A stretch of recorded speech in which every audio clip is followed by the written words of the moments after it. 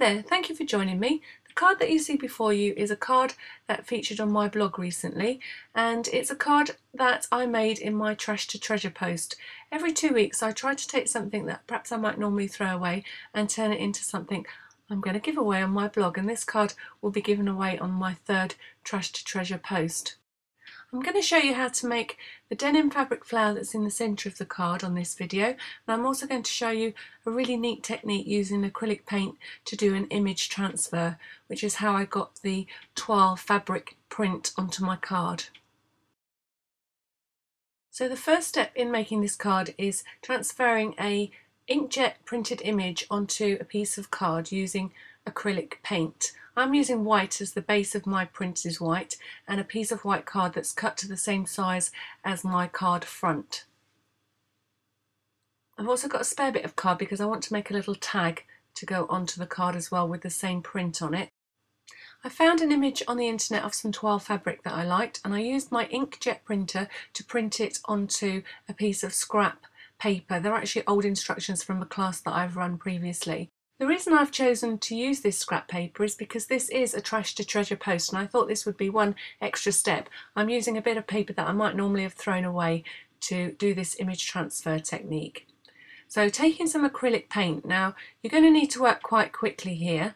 So you want a nice wideish flat brush, and you want to squeeze a nice blob of paint, oh that's probably a bit much, but onto your card, and then you're going to spread it quite thickly over the entire surface of the square of card or whatever shaped card you might be transferring onto. The beauty of this is you can get this image onto a variety of surfaces using this technique. So I think that blob was caused by a blockage of dry paint because I've got a few lumps of paint. So you won't have to do this, but I'm just getting rid of these little lumps because obviously they're going to interfere with what I'm trying to do. So you just have to bear with me for a second while I get rid of those. So you're aiming to get quite an even layer and quite a thick layer, and obviously you need it to be wet, so you need to work quite quickly, and then as soon as you've finished laying on the paint, take your image, place it upside down onto your piece of card, and then you need to use something like a credit card or a gift card to smooth the paper out and to make sure it's really well stuck down onto the white card. You're going to get a little bit of paint, obviously, because we're pressing down now, escaping from the sides of your project, so you need to get rid of that. So have a paper towel handy and work on a messy mat. So it's best to go slowly at first because obviously your paper is going to gradually soak up the moisture and will tend to wrinkle a bit, and if you are a bit heavy-handed then you will tear your card. So a little bit of a clean up as you go to get rid of the worst of the paint, and then go back to your image and carry on smoothing out. The trick isn't to actually squeeze all the paint out, so you want to be firm but not really pressing with the aim of getting all that paint out, but it's just to make sure that your image is really stuck well to your piece of card. I've repeated that process for the piece of paper that I'm going to use to cut out my tag, and now you're going to have to put both pieces somewhere to dry. I like to put it under something if I'm going to leave it to dry naturally, just so that it stays quite flat, but you can also use your heat gun if you want to. Once your pieces are dry, trim away any excess paper, and then it's time to wet it again. So you're going to take a paintbrush and you're going to thoroughly wet the back of the paper, and you can see it starts to soak into the paper almost immediately. So give it a couple of seconds and then take your fingertip, which again you're going to dip in the water, and then gradually rub your finger onto the paper. Now just a quick tip, if you do use printed paper like I have here, the black ink does shift, so be careful to rub away from your revealed image so that the ink isn't dragged back onto the image you're revealing. So I'm rolling that away rather than dragging back onto my image. And then you're going to keep working gently and gradually removing and revealing more and more of the blue print that's underneath. If your paper gets dry, just wet your finger a little bit more and then carry on rubbing away that back layer of paper. And as if by magic, you'll reveal the lovely print underneath. If you rub too hard, you will rub the image right off and have to start again. So take your time and just be gentle until you get the idea of how much pressure to put onto the paper to peel that back layer off. The other thing is, once this dries, if you find that it's a bit too white, you can go over it again and remove a little bit more paper. And then if you just take your hand, or you can use a piece of dry tissue just to get rid of all those little bits. This is a bit of a messy technique, just to get rid of the sort of bigger pieces of paper that you've loosened. Then you're going to repeat this process to reveal the image on the square piece of card. So I've trimmed the square into a triangle ready to put on the front of my card, and then I'm just taking a little sanding block and I'm just going to lightly sand the edges of the paper to get rid of any stray bits of paper that are remaining, so that I get a nice smooth finish on the front of my card. So as you can tell from the video so far, that's a little bit of a messy process, but now I've tidied up, I'm ready to start work on assembling my card. So I've cut the triangle to size to fit in the bottom left hand corner of my card, and I'm going to use double-sided tape to attach it.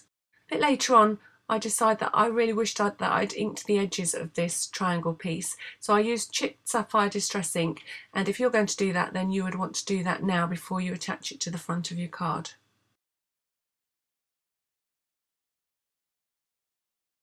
I used the very first Sizzix die that I ever bought to cut this tag, but I decided I didn't like this medium-sized tag. I didn't like the proportions, so I'm going for this small tag instead. So the other piece of trash that features in this post is a pair of old jeans, which I have cut up and torn into strips. So the first strip I'm going to use, I'm fraying the edges of it, and then I'm going to trim it to fit the front of my card. Just using double-sided tape to attach it, and then trimming off the edges.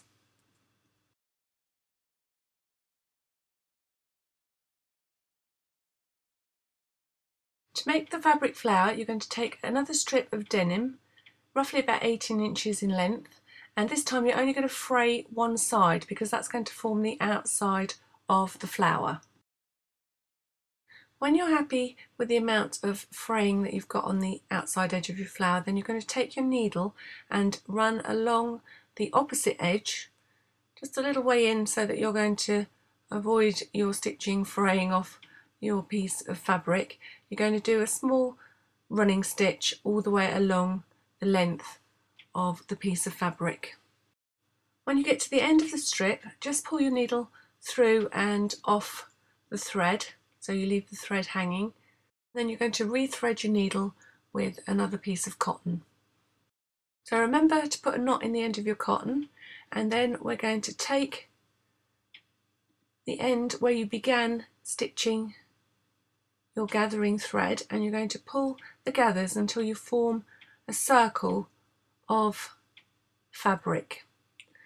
Once you've got a nice neat circle, you're just going to use a stitch on the back of the circle just to hold it in place. So there's my circle, the beginning of my flower, and then I'm just going to take my thread and put a little stitch in it. Once you have your first circle held in place with the stitching, then you're going to gradually roll the fabric around the underneath, drop my needle there, the underneath of the flower. So from the front you can see the petals or the flower gradually growing. It's a bit like making a snail shell spiral really. And you're gradually going to spiral that fabric, catching it on the back as you work round the flower. Try not to let your stitches show through the front of your flower, and your gathers will help with this. And keep working until you catch that last piece of fabric in place.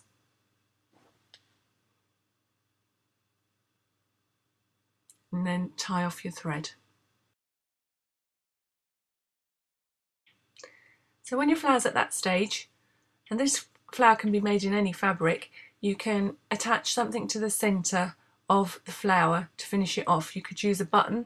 I'm going to use this pearl Dazzler from Creative Expressions. Now I'm actually going to attach my flower directly to my card, but if you wanted to put your flower in a box and keep it for later, you could just attach the centre and then put it to one side till you needed to use it. So I'm using Cosmic Shimmer glue to attach the frilly flower to my card, and also to attach the escapee pearl centre that I'm going to use.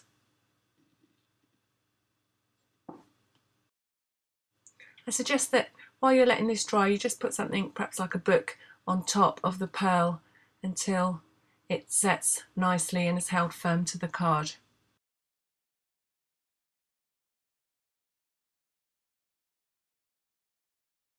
So while my flower's drying, I've got some little words that I've printed out previously to use with a little punch that I've got, and I'm just going to cut out the words birthday wishes.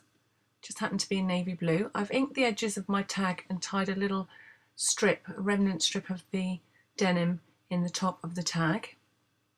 And then I'm going to mount those little birthday wishes on another piece of navy blue card. And I'm just going to cut them out freehand as they're so small. And I'm going to attach them to my tag.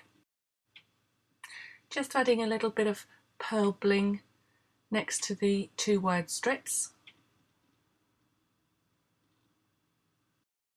Putting the tag to one side for a minute, I decided to add a few more pearl drops with this Cosmic Shimmer pearl glue, and it takes a little bit of practice.